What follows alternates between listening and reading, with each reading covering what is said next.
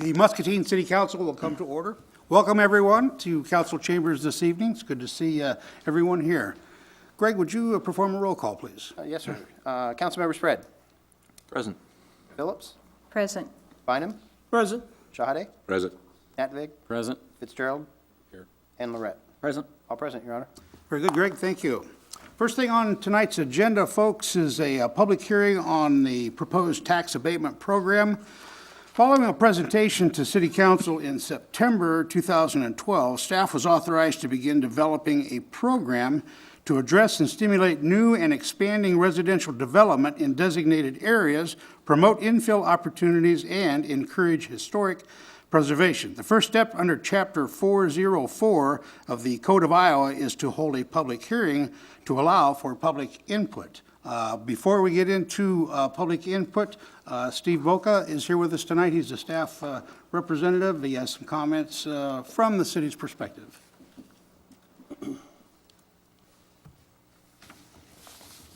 Thank you, Mayor. About a month ago, at your in-depth meeting, I made a presentation to council concerning some of the parameters of this abatement effort that we were trying to come up with this program for the residential areas, and we are near to having that ready to go. We are still making some minor adjustments, but we did send out notices to all affected property owners within the area that's outlined in the purple area referred to as the blighted area. Within that is the red outlined area is the West Hill Historic Neighborhood, and the green outlined area is the Downtown Historic District. In addition, as you'll recall, there are a number of subdivisions within the community that are underutilized, underdeveloped, and we were going to try to incentivize interested parties in building in those subdivisions. So how did we get here tonight? I'd like to read just two very short things that will be a part of the plan, but I think they pertain to the notice that we sent out to the property owners, because there was a little confusion over exactly what it is we were doing. We had to put together language that met the legal requirements for the public hearing, which we did under state law, and we had not yet had an opportunity to visit with City Council about the program itself, which followed a few days after that. That was done because state law required us to have a notice out to the affected property owners at least 30 days prior to tonight's public hearing. So it required that we send it out in advance of visiting with you folks. But the introduction into the program says, and this is a single sentence, the Urban Revitalization Act, Chapter 404 of the Code of Iowa, is intended to encourage development, redevelopment, and revitalization within designated areas of a city, authorizing tax development incentives to the private sector. So that's really what we're trying to do, and the objective of the program, which is the next thing I'll read, is also included in the plan that you'll be looking at next week. And it says, this plan is prepared in conformance with Section 404.2 of the Code of Iowa for the purpose of providing incentives and outlining procedures to enhance the potential for residential development in the revitalization area. Planning goals include revitalizing the area through blight alleviation, preservation and rehabilitation of historic residential properties, promotion of new construction on vacant land, promoting infill of residential development on existing lots, rehabilitation of existing residential properties, thereby stabilizing and increasing the tax base and providing overall aesthetic improvement. We went over on March 14th during the in-depth meeting a number of the parameters that we were using for development of the program, and I'll highlight those again tonight. One was again placed on your desk for your reference, and it was included on the city's website so that folks that were interested could also look at this information on the website. I'll begin by addressing the blighted area, or the larger purple area. And we are offering the following programs to folks that voluntarily wish to make improvements to their property. None of this is mandatory. It's only there if you want to take advantage of it. In the blighted districts, the staff is proposing to offer incentives to property owners improving their property by a value of at least 15%, and not otherwise using historic district abatement to do the work. And we're recommending that increased value as a result of that investment in their real estate, that we would recommend we forgive 100% of the tax associated with that improvement for a period of 3 years.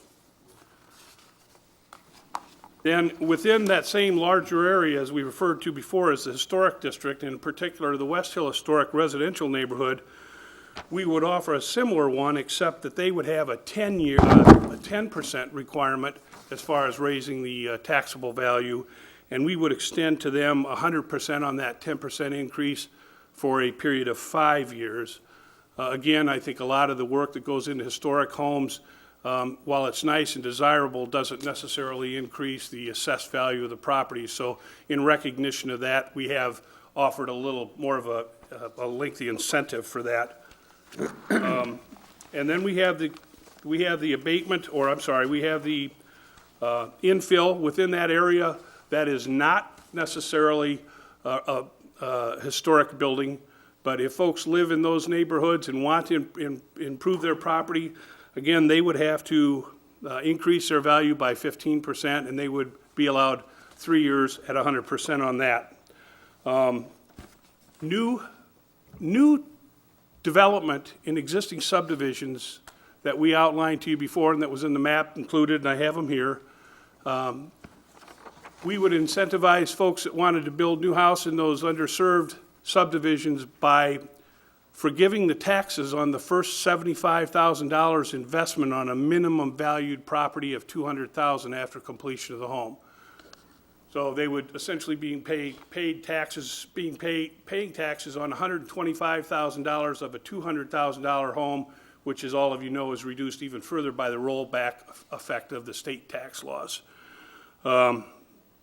So that is the other one that we have out available right now. And if we have folks that also decide to build in this neighborhood or other neighborhoods, and they do new housing, they would also be extended the 5 years, $75,000 abatement on new homes of $200,000 or more.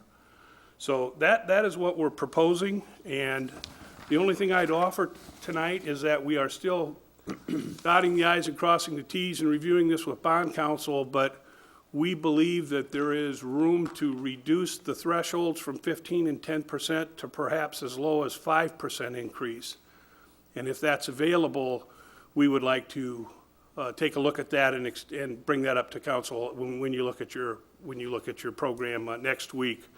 We do have to wait until May 16th for this program to be officially adopted and in effect for 30 days from today's meeting. So that's all I have. Unless there are questions from council, we can turn to the audience if anybody has any comments.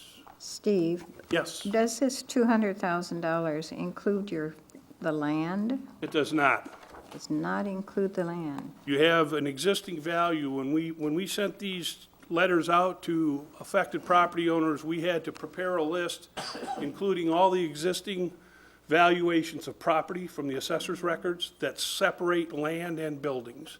That establishes the baseline, and then the increase in value would go from that. So the $200,000 home would be a home improvement only for new construction. Okay. Thank you. Anyone else, council? I just had two comments, at this point anyway. I'd like to see all the years of the abatement. We're talking 5 years and 5 years and 3 years. Keep them all the same, if at all possible, just for ease of administration. The other item was the increased assessed value by 10%, all the same. If you wanted to go to a 5%, I would encourage that, but I would like to see it across all of them, so it's not, well, if you're in this historic, and you're not really a historic home, but you're close, but, you know, you don't have the designation, and now we have a stinky going on, where if just clean it up and say, if you're doing 5% or 10% increase in your assessed valuation, you can get up to a 5 years abated of your taxes on the improvements, and it keeps it simple. That's all I have at this point. Anyone else, council? Very good. Thank you, Steve. Ladies and gentlemen, now is the time for the public to comment. Please come to the podium if you have remarks and give us your name and address.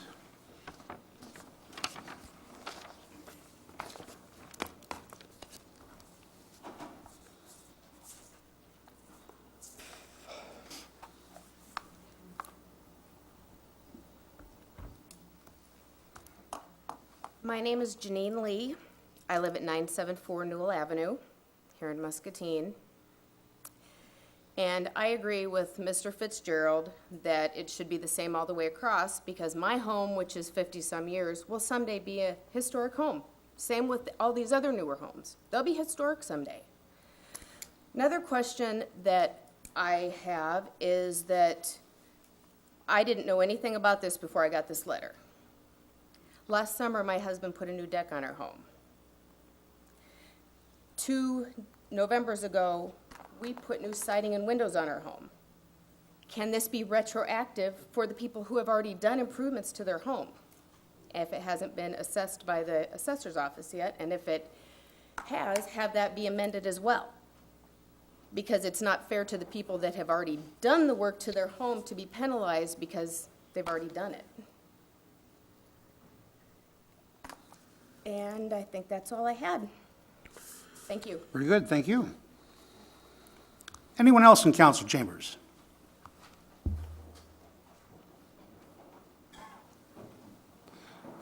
Line up. Good evening, my name is Troy Sievert, I live at 503 East 8th Street. And I just have some questions, I'd like a little clarification on how we're designating a historic home. And if it's designated a historic home, and if you're using the state of Iowa's definition, are we gonna have to maintain that the true historic standards, which can be quite costly? I don't know if anybody's dealt with the state of Iowa and historic homes or historic buildings. I have, it's very expensive. So I'd like some clarification from the counselor, from Mr. Boca or somebody on what we're using for a definition of that. Steve, can you respond to that, please? Sure.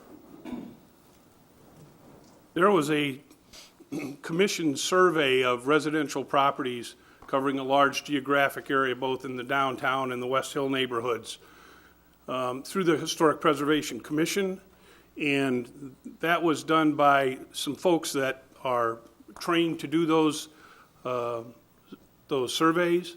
They prepared the documentation, the background information on the properties under consideration, and all of that information was assembled and sent to the State Historic Preservation Office for review and concurrence before we could establish that district. It has met the standards of the state and has been passed on to the National Park Service, and it is in fact listed as on the National Register of Historic Places as a historic neighborhood, both of those. So we meet the federal standards, the secretary guidelines for historic properties, or they wouldn't be nominated. So we have that standard. Now, as far as renovation, if you wish to take advantage of the tax abatement on historic homes, what we're trying to do is acknowledge the investment of folks interested in preserving that historic property by offering some incentive to them that might be a little different from ones that are not historic. And by that, the intent is we hope that they will continue to maintain the historic home. They're not obligated to do that, but in order to be eligible for this better credit, they have to do that. You own the home, you can do with it as you see fit. If you want to take advantage of this program, we're hoping that you'll use our Historic Preservation Office, make sure that those improvements are consistent or otherwise don't detract from the original integrity of the building or the nomination, and then you're eligible for that assistance. Steve, while you're there, can you talk about retroactivity? I can address it in this fashion. We can't offer a program we don't have. And that's what we're trying to do, is get a program adopted. As you know, in the past, we've not had any residential incentives in the past, and this is our first attempt to get into that area in the city of Muscatine. I'm sympathetic for those folks that have done what they have done, but you draw a line at some point when you enter these programs, and hopefully you move forward.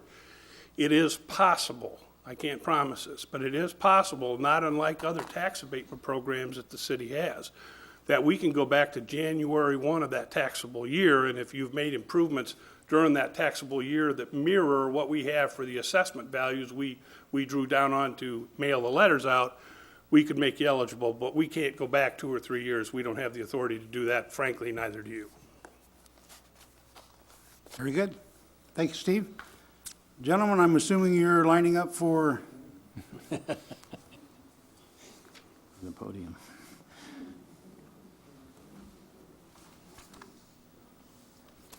My name's Mike Theobald, and I live at 108 Magnolia Street. And I just wonder if I can get a tax break for dealing with rats in my front yard. I thought if you're gonna give people a discount to help improve their house, how about the city improve the drainage and the sewer system right in front of my property? I've got kids coming over, tripping in the holes. I filled the holes up about 10 times in the last 6 years. I've talked to city people, meeting at the Washington Street station, and I'm not sure who was in charge, but nevertheless, I've had city workers come over, drop camera down in, and show me that there's thousands of rats in the street sewer system, and there's no way that I can beat them on my own. And this hole is between the street and the sidewalk in front of my house. I've even talked to Janine years ago when you were running for office. I brought that up. I've written 2 letters, didn't get any reply. And so I'd just like to know if you're pushing for everybody else to go ahead and make repairs. How about doing some on the city's part and help us out too? That's all I have. Appreciate your comments, sir. Thank you.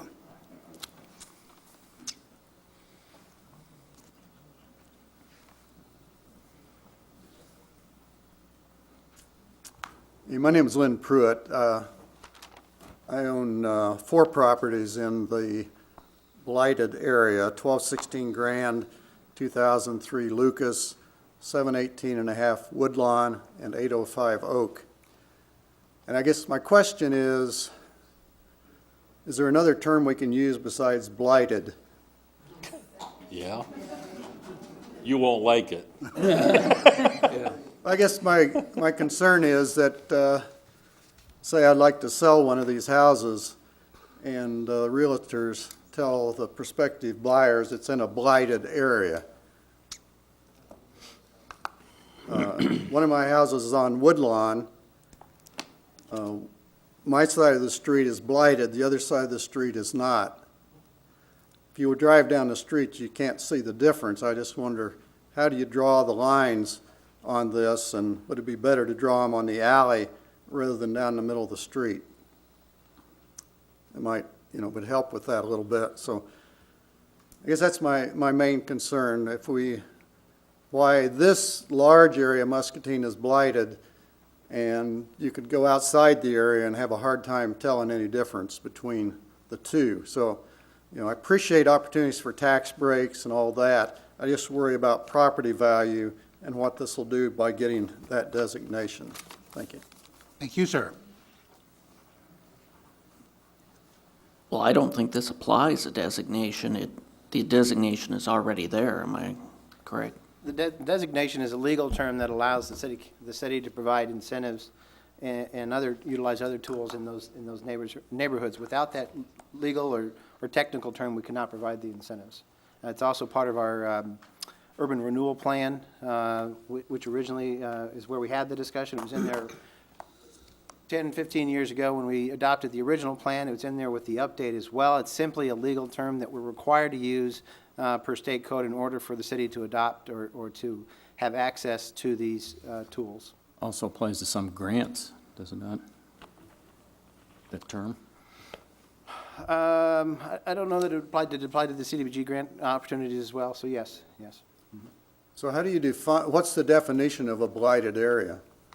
Well, when we were putting together the urban renewal area, there was a number of criteria that were utilized to come up with that district, utilized by the city planner. I didn't bring all of them with me here tonight, but there was a number of factors, including such nuisance items as where the city had to go in and mow or provide snow removal, nuisance calls to the area. Steve, do you remember, there's 4 or 5 other items as well, off the top of my head?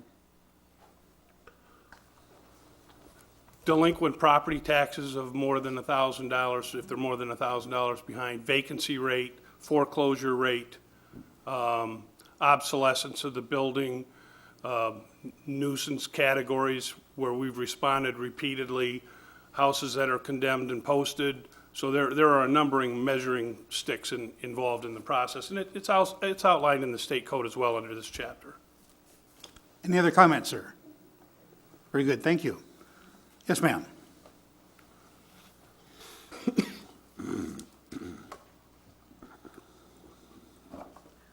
My name is Karen Miller. I live at 1108 Orange Street, and I just, as I've been listening, my questions are getting answered, but it just to, I guess, to add to that, I agree with Mr. Fitzgerald that I think it should be blanketed as far as the percentages and that sort of thing in the years.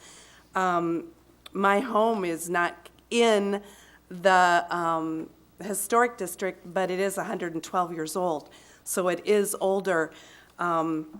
So for me to be, I guess, put in another category because I'm not in that area is a concern for me. But I also had a question, as she did, about retroactivity.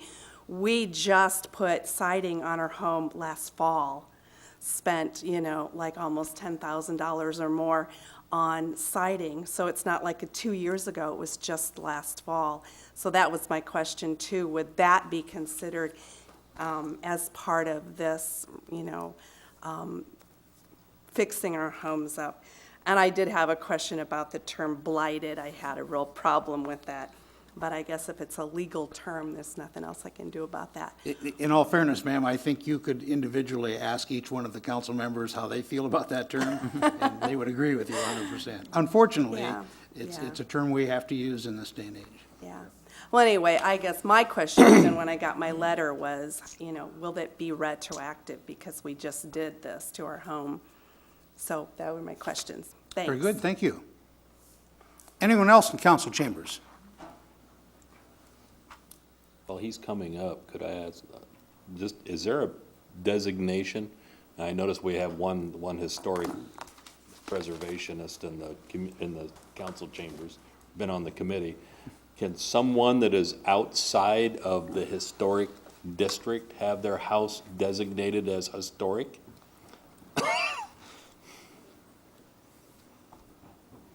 It can be on the registry. Well, An individual home can be on the Devin registry Pettit, without the being Historic in the Preservation district. Commission. I live at 618 Walnut Street. Anyone could nominate their home individually, and we would probably consider it historic. Also, someone mentioned that their home's not in a historic district, but was 112 years old. Well, there are other potential districts as we go along, and we've got two on the that we're getting ready to possibly designate. As they get added, these areas could be added to the historic districts as well as getting historic credit, so. So it's safe to say, Devin, that the district's growing. Yes, Or potentially growing. there's two, and we got potentially 33 more in the community to go. You're actually doing these surveys, aren't you, Devin? On Yeah, these and other- we're currently working on Culver Street area and the Fair Oaks area around Wee Park. However, individual homes or homes in new historic districts would not be immediately eligible. The city council would have to add those new historic districts Right. through a similar process that you're going through now. And individual homes would have to be added individually and go through a similar process. They would not be automatically added, nor can they by law.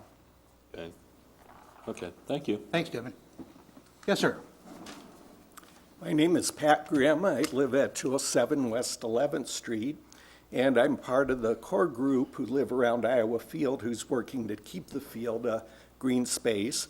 Tonight, though I'm not here specifically to talk about Iowa Field, we are working on the issue. You haven't heard from us recently. However, we have not been idle, and we're looking at some alternatives and hope to bring those to city staffs fairly soon and talk about some one or two alternatives that might work. What I wanted to do, though, was talk about the urban revitalization issue. Since we're within the purple area, we got the letter, and that got us looking on the internet, on the city site, to get more details. And what we realized is that the goals of the urban revitalization was very similar to the goals that we have.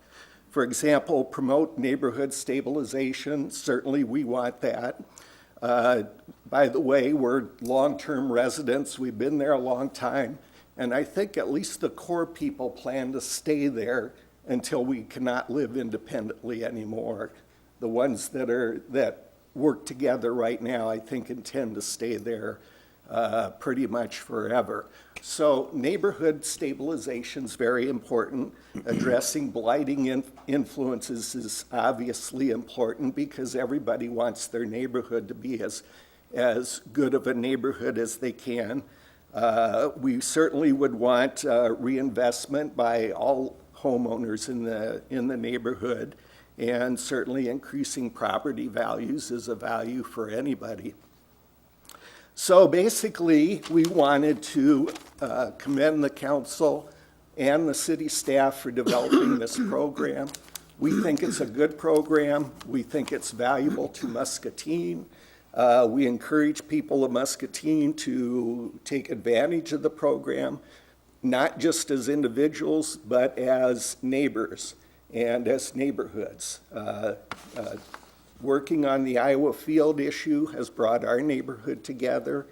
We have the core group, but we also have other people who are not strictly active at this point, but I think they will be in the future. And so it's brought our neighborhood together. And I think other neighborhoods could do the same thing, develop neighborhood organizations to try to improve their neighborhoods, look at assets in their neighborhoods as we feel that Iowa Field is an asset, look at how their neighborhood assets help the community as a whole. And then the other thing I'd like to encourage people of Muscatine to do, as we do, is not look short-term. I think that the core group around the Iowa Field issue, we aren't just looking at our lifetime. We want the field to be there 100 years from now, so that the kids in 100 years can play on the trails in the field just as my kids grew up playing on the trails. And I'm sure those on the West Hill Historic District want their houses to be still as good in 100 years as they are now, and admired as they are now. So I commend the council for what you're trying to do, and I think everybody should look forward, not 5 years, not 10 years, but let's do things that make Muscatine and the whole environment stronger, not just in our lifetime, but in our kids' lifetime and future residents' lifetimes. Thank you. Thank you for your comments, sir. And thank everyone who stepped up to the podium and the microphone tonight for their comments. Much appreciated. One more, Mayor. Oh, we have one more? Oh, sorry. My name is Sharon Wood, and I live at 2203 Demarest Avenue. And I was just wondering about this tax abatement. Like if you decide to sell your home, does that transfer to the new owners if you have 2 or 3 years left on you, especially if we go 5 years?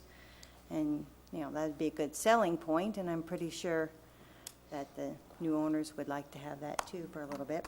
Then I was also wondering too, while you're encouraging homeowners and stuff to voluntarily get into this program and help improve their homes and stuff, I'm assuming the city has some kind of plan for these blighted areas too as well?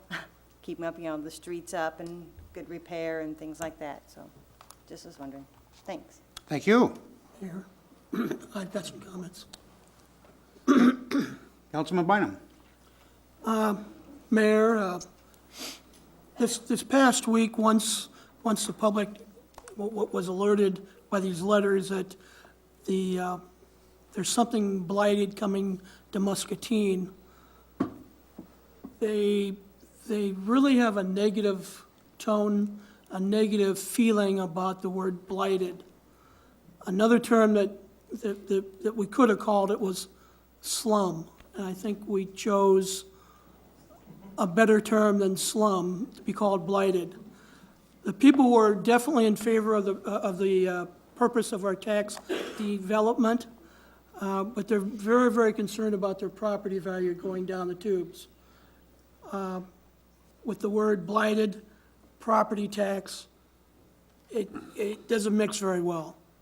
And I personally realize that you can't have non-blighted. You can't separate blighted and this program. The way it's been presented with the phone calls that I've received, I would definitely have to say no to this program at this time. Thank you. Counsel, yes, Osama? Yeah, I would just like to make a comment here, and I would like to address Steve on this issue here. We heard from only a couple people here about the retroactive program here, and what I would like to remind Steve on this, since you mentioned earlier, Steve, that you're going to look into maybe a tax year starting in January. I think there's some people here beside the two ladies who addressed council here. I am sure there's other people, they are already investing and in their homes by remodeling here. And I think these people should be commended for what they are doing. And I think while you're doing your study, probably we need to put some effort into studying the retroactivity to see if we can have some rebates or some incentive for these people as well here, instead of only starting in the tax year, starting in January. Maybe you can put an X number of dollars that they spend over the last 12 months or 24 months, that study that you can do there, and just reward these people as well here and encourage them to continue to do so. So that's all that I have. Thank you. Thank you. Anyone else from council? Just a quick comment. I think that's kind of what you were getting at, Steve, that there's a chance it could go back. Because as you know, I've had a few people approach me about the retroactivity portion of this thing. And that's the only input I've got so far. Well, I've had several calls, and I think they're all good questions, and I've taken the time to try to answer them, but I guess I have to emphasize, we haven't done this before. We're taking a step in what I consider to be the right direction in acknowledging folks' voluntary efforts to improve their property. The city has taken a position to partner with them in one way we can, and that's through tax abatement. It does not allow us to retroactively apply a program that we don't have. If we adopt the program as it moves forward, if it receives enough votes from council, we are reasonably confident we can go back to this taxable year, which is January 1. You'll recall you do that if you're doing TIF or other. It goes back to the preceding year. The legislation does not have any ability for us to retroactively apply anything. And while we applaud the folks that have invested, we're hoping that this will encourage others that will help those investments stay or increase in value. That's the intent here. And we do appreciate, I don't want to undersell that at all, we appreciate everything everybody's done, but there's limits to what we can do, and this is the beginning point. I think if we have some success and council's interested, we can continue to grow this program as you so see fit. But this represents 52% of the population in the city. And so we're hitting a large area of the community that we think hopefully will benefit or take option to benefit from it. And we're saying, if you do that, we want to partner with you. The only additional comment I would make related to that is, I know you couldn't go back to the previous tax year because that's not going to work. Going back to January would work, but you could, in some way, reduce the number of years the abatement is offered. So if they did something in 2012, you can't go back to pick that up tax-wise, but you could offer an abatement for another 3 years rather than a full 5-year. So it was just an option that we could possibly look at. If you have new construction, is it I don't know what you've looked at as far as a date. Is it the date that they have pulled the building permit, or the date that they have occupancy permit, or? We're using, remember that the assessor's office gets copies of all our permits. So we would propose that we would, as a beginning point, share the building permit information with the assessor's office, which they pick up anyway. That's a date and time when you start construction. Before that, nothing's there. So that's one way to do it. But if it happens in that taxable year, we can back it up to January 1st. So we can go back to January 1st and see if somebody's picked up a permit for a new house, we could apply that benefit to them. But if they actually picked up the permit in December of 2012. That means they applied for the permit before we had a program. That's what that means. So we Yeah, I can't understand. extend it to them. Okay. Okay, I just wondered what the definition of, as far as whether they're in or out, whether it's permit date, occupancy date, I didn't know. Yeah, building permit's one way, because that's the first, you can't build without a permit. Correct. So you'd get a building permit, that would establish that date, but more importantly, we could go back to the they came in and applied today, we don't have a program. If they come in and apply during this month, we don't have a program. We're not gonna have one until the end of May. But we could back up to January 1, and if they've had some activity in that calendar year, they would be eligible under the program. And the only other comment I'd make is a couple residents had indicated that, they put siding on, or they put a deck on, or whatever. But keep in mind that there's a threshold. That's right. That 5%, 10%, 15%, whatever that increase in your value of your home, and putting a new deck on is not gonna meet that. Putting siding, new deck, new windows, you might be getting close, but maybe not. If you've seen your assessment, you can look at your last year's assessment or previous years and see whether you'd meet that or not. You probably are not. So you're gonna be missing one threshold anyway, which is an increase in your property value. And one way that's triggered, frankly, is if folks that are undertaking those improvements pick up their permits, and the assessor gets that, they will reevaluate the property for those improvements. And it's not what we think is 10% improvement, it's what the assessed value goes up. So if the property's at $100,000 now, when you undertake your improvements, you might spend $15,000, but your assessed value has to go at least 110% or 10% above your current assessed value to be eligible under this program. That's what we were referring to by saying, maybe we can back that to 5%. If we can, we'll do what we can do. We'll try to at least present that to council for their consideration. And then the abatement is actually only on the increase. That's correct. I want people to understand that if they're paying $3,000 a year in taxes right now, and they do enough investment, and it picks up $500 or $1,000, they really did a big job on their house. They're only gonna get the abatement on that additional $1,000, not the original $3,000. That's correct. It's only on the increase. On the new homes, only the first 75. And On the first 75,000 of value, on a minimum $200,000 home. That's by state code, the $75,000. Yes, it is. And I just wanted to address the blight issue real quick as well, just to be clear with Councilman Bynum. The blight designation occurred with the urban renewal plan. That was done quite some time ago. That's not part of what we're doing here. Blight designation is one area within which you would be eligible for tax abatement, but that designation happened when we updated the urban renewal plan. That's over and done with. That was done last year. Yeah, this would have no effect on that. If you Right. decide you didn't want to do the program, it already has that designation. Right. But I think you'll also recall when we had that discussion, it was a spirited discussion. We, at the staff level, were trying to have everyone understand it wasn't our word, it was a legal term used by the state, but it opened some doors. It allowed us to offer some economic incentives to the residents in that area that we otherwise couldn't. You're seeing that now. This is an attempt to do that now. Anyone else on council have a question for Steve while he's still at the podium? Mayor, Mark? I just wanted to make a quick point about Phil's idea earlier about flattening the percentage. I think what was missed there was that the idea of having the historic district abatement option was if someone in the historic district was willing to be bound by the Historic Preservation Commission guidelines as part of renovating their home, you would want to give them more motivation.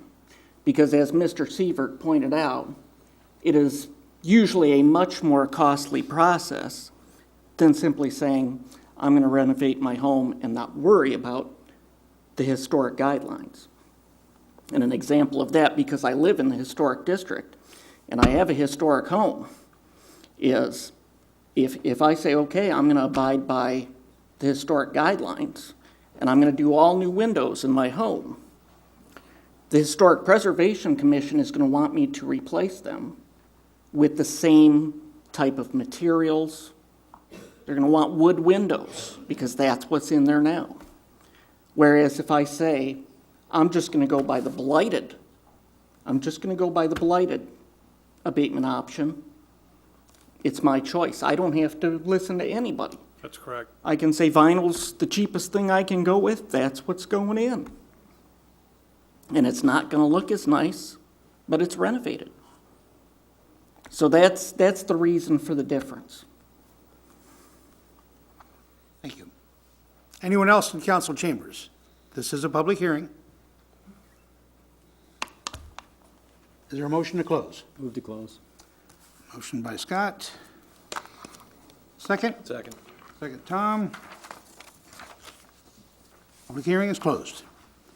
Very good. Moving down to item 3, presented for city council's consideration, a resolution stating the intentions of the city council with regard to the designation of the 2013 Muscatine Housing Urban Revitalization Area and the proposed plan. Is there a motion to adopt the resolution as submitted? So moved. That was Mark, and I heard Jeanette in there. For a second, discussion, council. Your Honor, I'd like to go back to the comment that the city administrator stated. It is a great program. My guts, the phone calls were about what we did last year, about calling it a blighted area.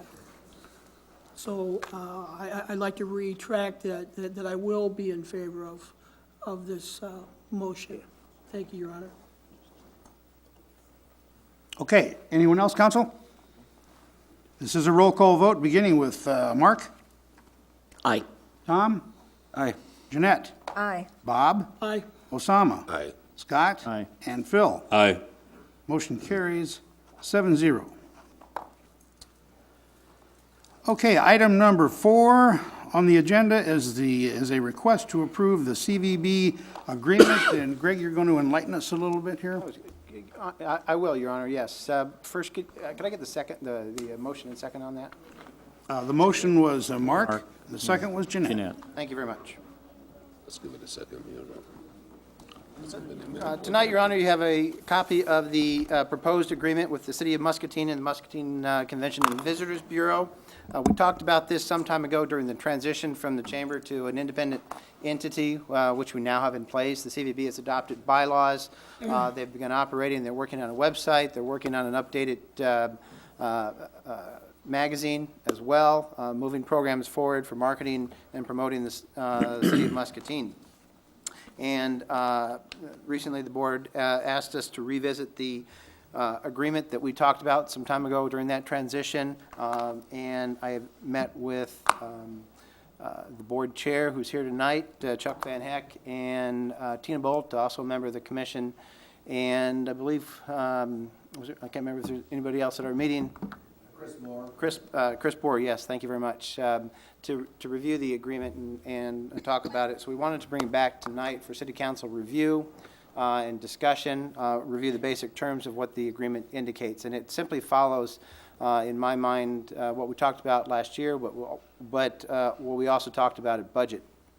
And basically, it allows for a 25% allocation in the CVB proceeds the city receives on an annual basis, and does so for the CVB, which was also allocated during the city's budget process, which begins July 1 of 2013.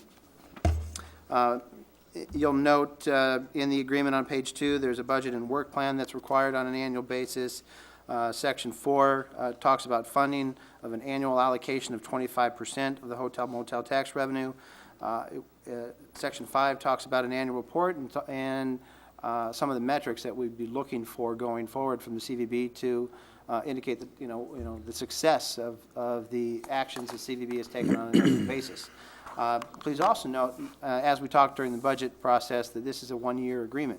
And subsequent to that one-year term, after that first full year of activity by the CVB under a new board and a new direction, City Council, CVB would be able to evaluate the direction, the success of the CVB, and determine at that point in time if we wanted to continue with the 25% allocation or go a different direction as part of the budget process.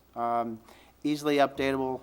You could extend it to 2 years, 3 years going forward, or some other term after that initial first year. Happy to answer any questions. Again, Chairman Chuck Van Heck is here tonight as well with CVB and able to answer any questions on behalf of the CVB as well as Councilman Lorette and Mayor Hopkins, who are both your representatives on the Convention and Visitors Bureau. Any Not a questions? question, but a comment. I think this is, can be a big part of our goal to market and brand where possible our city. Absolutely. I mean, that's their job, and it clearly states that in the agreement as well, that CVB's purpose is to market and promote the city of Muscatine. So it's taken a little while to get through that transition, but they're on track now, moving ahead, getting things accomplished, including the website and magazine. Councilmember? I don't have a question, but I would like to make a comment here. I just want to commend Mr. Van Heck here spending his birthday night in the council chamber. That's admirable, I think, and that's commitment. So happy birthday, Mr. Van Heck. I would be in Paris probably on my birthday, but you being here in council chamber, that's... Anyone else, council? Great. Okay, is there a motion to adopt the, Your Honor, excuse me, but the action will actually take place at next week's council meeting. This is just the in-depth work session tonight. oh, so it shouldn't be on here. Greg, is the 501c6 actually Says that. Says request to Submitted. approve. It shouldn't be. It was intended to be on there. I guess if you'd like to proceed, you certainly can, I guess. You want to take action on it tonight? That as well. Yeah, it Be up to the says, city council. says request to approve. I don't have a problem. Move to approve. For it. Okay. Okay, all right. There is a motion to adopt the CVB agreement as presented. Bob seconded. Second? Who made the motion? No, Tom. Tom did, okay. And the second, Scott? No. No, Bob. He needs a hearing Get aid. it right yet. I got it. That's the problem. I have a hearing aid, and those of you that wear hearing aids know that they don't discriminate. They pick up everything. So when people talk to you from both sides, you can hear them. Anyway, I think discussion has already taken place, so this is a voice vote. All those in favor say aye. Aye. Aye. Opposed, nay? Motion carries 7-0. It's Mr. Van Heck's birthday present Yes. for showing up. 501c6. Happy birthday, Chuck. Glad to have you here. City attorney reviewed it. Okay. Okay, I'm moving to the podium. Last item on the agenda has to do with the band shell. Council, you're aware that having a band shell in Muscatine has been a desire of mine for several years now. Not until I became and was elected mayor could I guess, push the issue just a little bit. So I've made some presentations to some people, and I have someone with me here tonight to help in this presentation. But before we get to that, I would like to share with you the concept plan and the location plan. The concept plan is as follows: to have a state-of-the-art looking summertime entertainment and educational mecca center to further enhance our Muscatine riverfront as a destination for our local residents as well as regional visitors to Muscatine. Also to provide an emerald-like grand stage for local artists in the fields of musical art, performing theatrical arts, dance arts, visual arts, and celebrations. The Muscatine Symphony Orchestra, Pearl City Players, Joffrey Ballet, Great River Days, our 4th of July celebration, and maybe even Friday night movies, art festivals, fairs, student science fairs, and many more opportunities to bring residents and visitors to Muscatine together. The location plan is as follows. On the Muscatine Riverfront Park, specifically just downriver from the last basketball court, over the wintertime was used as an ice skating rink, a specific plot of ground adjacent to the basketball courts that is roughly 6 feet higher in elevation than the balance of the surrounding terrain, thus putting further out of reach of possible flooding. The structure itself would face ever so slightly to the riverside of the green space area, thus projecting any audio directly towards Grain Processing Corporation and not causing a nuisance to the homeowner located on the bluff portion of Muscatine or West Hill area. The green space area also provides a backdrop for activities such as art and/or science fairs and/or other non-scheduled citizen activities. And the last item that I would emphasize is funding, only to say that no taxpayer dollars are intended to be used for this project. At this time, I would like to introduce from Iowa State University. He is a professor of landscape architecture. He partners with local architect Tom Bankhead, Bankhead Associates, and he has a slide presentation, and watch it because he's a good salesman. Mr. Matthew Gordy.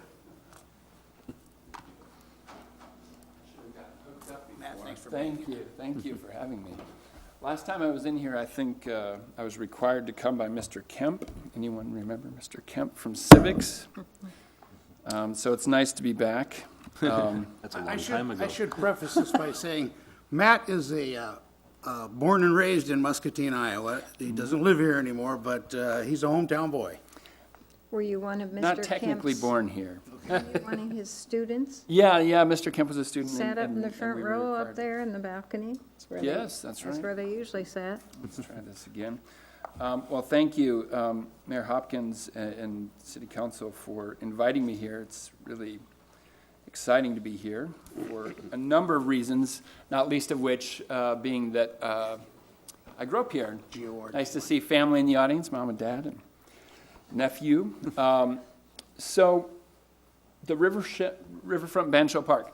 I have to start with this anecdote because, so I was back for Thanksgiving last year and visiting Tom and Kathy Bankhead, and he told me about this band shell that he was working on. I said, oh, let me see the drawings. And so we looked at the drawings, and I said, so where's the site plan? He said, and I was like, pour me another glass of wine, get some trace out, let's do this. And so a few minutes later, we had a few sketches worked out, and he said, oh man, you got to join the team. And so I graciously accepted. And the other part of it that's really great is that now that I'm back in Iowa as a professor of landscape architecture, this is a perfect sort of outreach kind of program, the sorts of things that the college and the university are really, of course, in support of. So Riverfront Bancho Park, and the name of this switches around a little bit, and it's still up in the air.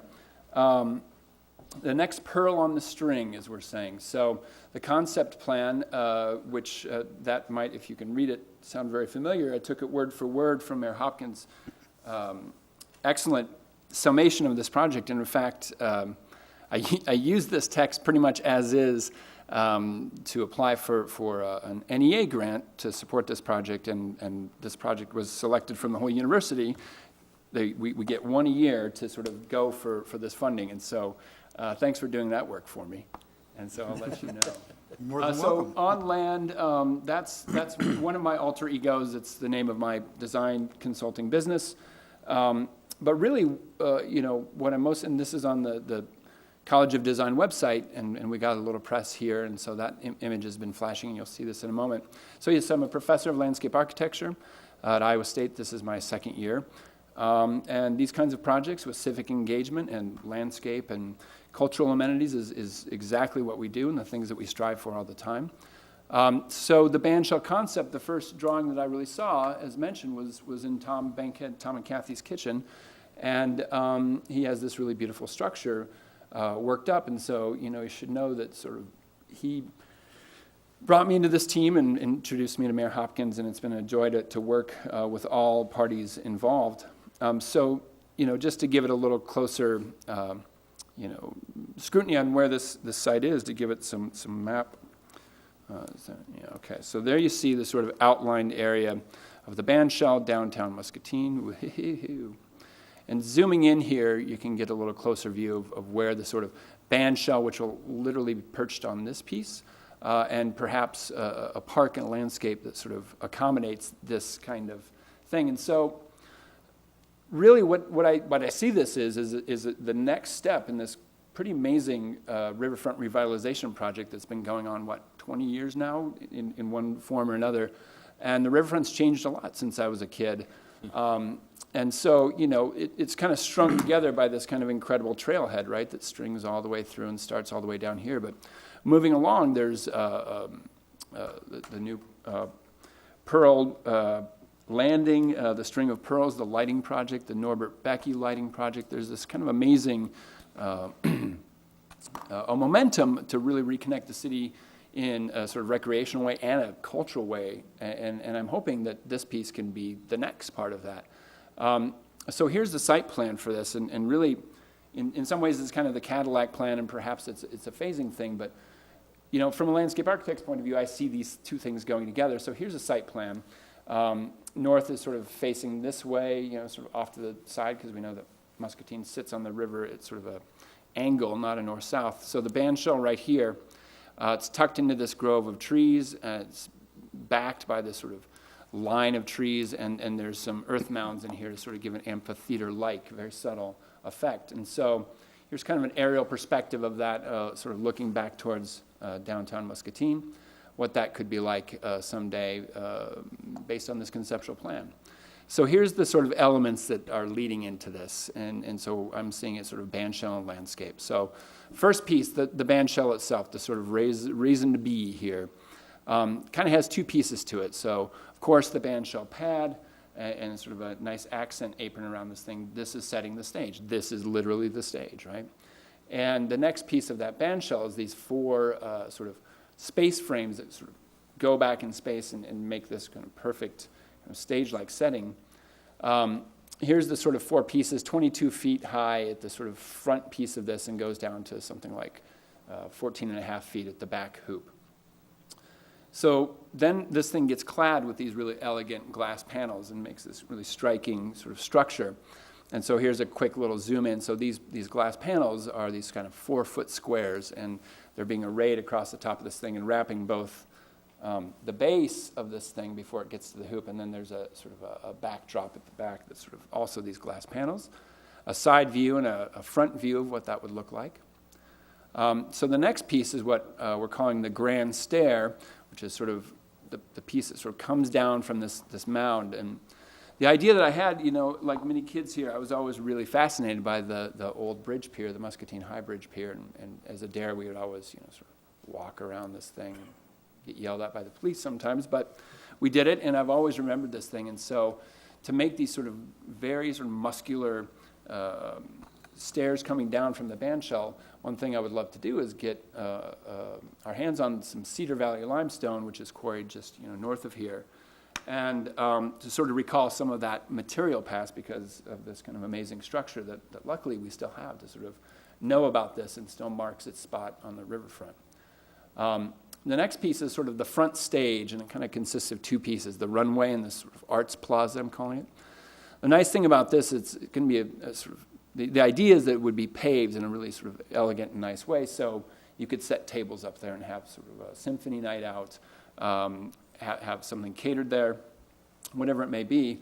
And the same way, we could even suspend a tent over this thing if it's wedding receptions or some sort of amazing sort of event that could be covered for whatever reason. So that sort of central paved area down in front serves an amazing set of purposes. One is that it sort of scales this place, it's sort of landscape rooms that it can accommodate a smaller crowd, and you'll see the crowds can scale up quite significantly from there. So the next piece is sort of these sculpted landforms, and it consists of two pieces, which calling the plinth, where the bandshell sits, and the great lawn. And so sort of looking at a section through this thing, sort of cut through the plan here, not as easy to see here. There's this sort of great lawn, which is this very gently sloping landform that you can see here, about plus 6 to 7 feet over existing grade. Gives a really, really subtle, gentle slope, but that sort of just another 6 feet of vantage point really pays off in terms of visibility when you get the crowds to a bigger space. And then the bandshell itself sits on this existing sort of 4-foot high mound. And the idea is to sort of give that some gentle sculpting sort of from a landscape point of view and make this really, you know, perfect setting for this bandshell. And here's an image of what that might be like with a band performing. This image is sort of taken if you're sort of halfway up that hill, and you can see you start to get some real nice vantage points of the events that we're hoping will populate this thing every weekend once it gets up and running. As Mayor Hopkins mentioned, the idea is perhaps putting a screen on this thing and having movies at night is another sort of nice program idea. And one of the really great things when we do these photo simulations, you of course add the sort of great parts about the existing landscape. And the really nice thing about this is you really get this kind of perfectly framed view of the Norbert F. Becky Bridge when it's illuminated, this sort of beautiful art project. And what we noticed, Tom and I noticed, is that the sort of structures really kind of echo each other. And it's really going to be an impressive site, not just for the events that happen there, but sort of as a sort of cultural place, a park, a new sort of cultural amenity for the city.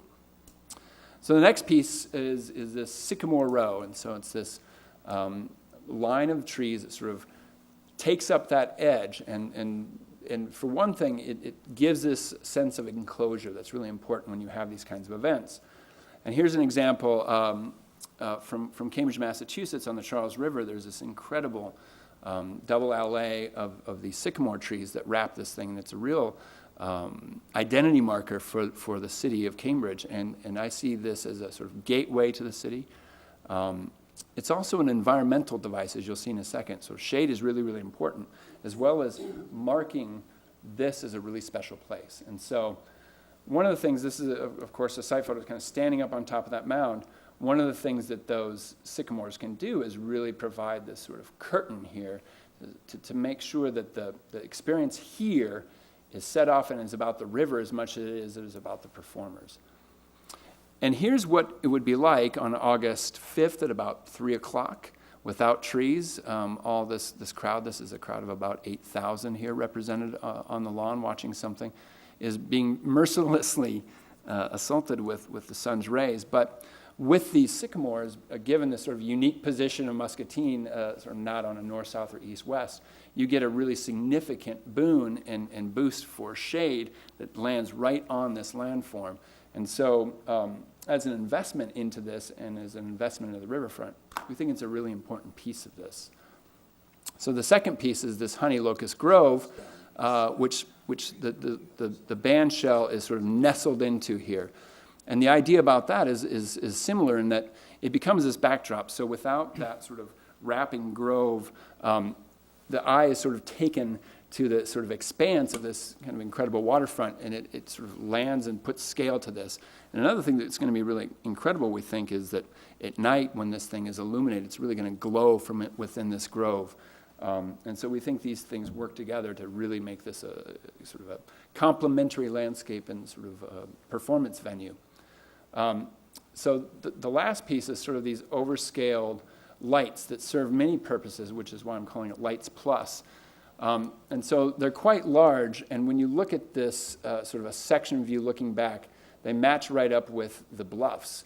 But another thing that they're able to do is hold, hold speakers, light racks, all sorts of things, and so they become a really, there's more utility to this than just providing lights. In fact, these things, if engineered properly, could really anchor this, both from a scale perspective, but also could provide Wi-Fi, places to plug in. If there's farmers markets here, these things could be used for power, all sorts of things that could complement not just, again, performances, but sort of a year-round use of this place. And the last thing I want to show you is sort of, part of the joy of working on a project here in a place that I grew up is rediscovering what makes Muscatine great, and in particular what makes the riverfront great. And not to say that anyone ever takes it for granted, but I know that I sort of did until I kind of dug back into how incredible this is. So I'm sort of saying this is a theater for spectacle of our riverfront as much as it is for the performances that we're really hoping for here. And of course, the bridge itself, one of the most striking features, aside from the river itself, is one of the things that this provides an incredible vantage point for. The Mississippi water sheet, this sort of immense, incredible sort of artery of the continent, runs right through this town. And from this particular place, again, given the sort of position of Muscatine on the river and up against the bluffs, you get this kind of incredible, more than 180-degree view of the river both ways. And this is an incredible sort of place to enjoy and sort of really make sense out of the massiveness of this. And the same thing about the mound giving you some perspective and prospect on the performances. Just a couple feet rise really sort of, from a perspective point of view, really gives you an even greater sort of sense of how massive and wonderful this water sheet is of the Mississippi.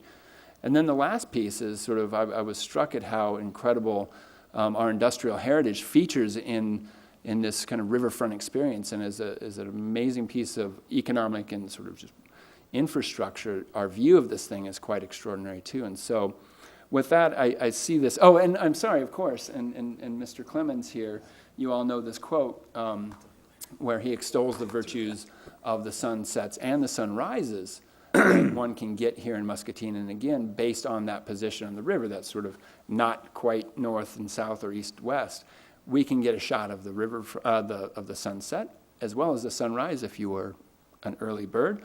And so I'm seeing this as a great opportunity to get back involved with the community. I'm so happy to be here.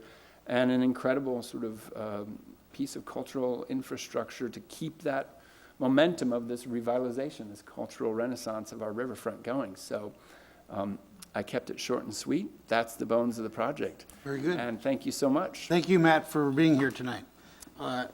Matt and I will entertain any questions from council that you might have. What's the approximate cost of the facility and upgrades? Last estimate was just shy of 400,000, I believe. In your minutes, it says there's a $200,000 difference between two plans. That's what's in the minutes said that were given to us.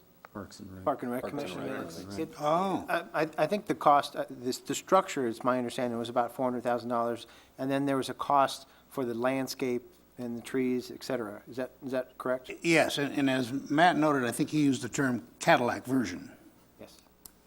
So it could be Okay. reduced to a Chevy, you know, all things depend on fundraising. Absolutely. Plus, it's a phasing thing, I think, too. And one of the things we've been talking For about. those of you that are brand specific. We've been talking about sort of capturing momentum of this thing and getting something done quickly. And of course, the place to start is to get a stage set, get the structure going. And once that gets a critical mass and starts to get programmed, then I think we can start to sort of figure out what the next piece is, the landscape part to really accentuate, right? And that's kind of the big idea. Just a comment, Mayor, as you know, we had some people, the Blue Zone invited some, what I'd consider community development experts into town today. Yeah. And they're impressed by what we've already got in place on the riverfront, and this would just add to it. As am I. It's always neat to hear from outsiders. And Looking especially at sometimes Muscatine- we tend to overlook the things that we do have. Yes, looking at Muscatine through someone else's eyes. Yes. Anyone else, council? Matt, thank you very much for being Thank here you tonight. very much. And mom and dad as well. Alan, you have a comment? Comment, question. You want me to come up? If you would, please.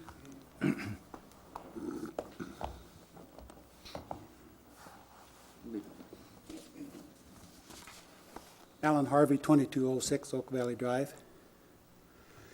I was just wondering, before you get the shade from the trees, whether that orientation of the band shell would kind of cause a solar oven effect in the late afternoon, because it's facing southwest. Yeah, well, the glass panels have an opacity to them, and they've got a tint to them, and so one of the things that they do is knock down a lot of the infrared, and it's underneath that sort of the canopy piece of that, it's open, and so breeze gets through it both, front and back and side to side, so it's protected from the elements. Any sort of like precipitation that might fall sheets off the side, but it's got plenty of sort of.